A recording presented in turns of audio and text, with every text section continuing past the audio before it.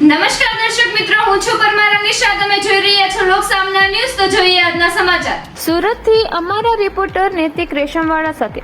Surat international airport પર bomb હોવાની અફવા. એક યુવક એરપોર્ટ સ્ટાફને કહ્યું, મારી પાસે બોમ્બ છે. એરપોર્ટ સ્ટાફ ચોંકી ઉઠ્યો હતો. એરપોર્ટને કોર્ડન કરી યુવકની તલાશી લેવામાં આવી, જ્યારે તેની પાસે કંઈ પણ વાંધાજનક વસ્તુ નથી મળી આવી. પોલીસે અને એરપોર્ટ સ્ટાફે રાહતનો શ્વાસ લીધો. ડુમસ પોલીસે યુવકને અટકાયત કરી વધુ તપાસ હાથ ધરી. ગઈકાલે અંદાજે 7 વાગ્યા પછી ડુમસ જે એરપોર્ટ છે, સુરત એરપોર્ટ, એની ઉપર એક ઘટના બનેલ છે, જેની અંદર મનસુર શેખ નામનો વ્યક્તિ જે સુરતથી દિલ્હી મુસાફરી કરવાનો હતો, તેણે સિક્યુરિટી ચેકિંગ દરમિયાન ત્યાં હાજર મહિલા અધિકારીએ તેની બેગમાં કોઈ ઇલેક્ટ્રોનિક સામાન છે કે કેમ એ અંગે પૂછતા એમ હસીને જણાવેલ કે મારા સામાનમાં મારી બેગમાં નાનો બોમ્બ છે.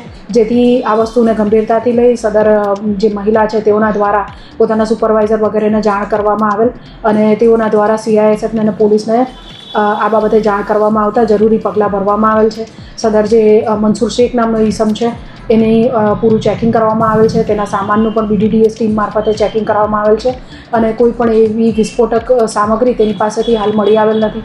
ડુમસ પોલીસ સ્ટેશનમાં જાણવા જોગ રજીસ્ટર કરીને આગળની તપાસ અત્યારે ચાલુ છે. સાથે સાથે સદર જે ઈસમ છે એને સિક્યુરિટી સ્ટાફને, જે ત્યાં હાજર સ્ટાફ, મેનેજર, સિનિયર અધિકારીઓ દ્વારા એને રોકવામાં આવતા તેણે એ લોકો સાથે ગેરવર્તન કરતા અને બોલાચાલી કરતા ડુમસ પોલીસ સ્ટેશન દ્વારા તેના વિરુદ્ધ જરૂરી કાર્યવાહી કરવામાં આવેલ. તો ફરી મળીશું એક નવા સમાચાર સાથે. ત્યાં સુધી જોતા રહો લોક સામના ન્યૂઝ.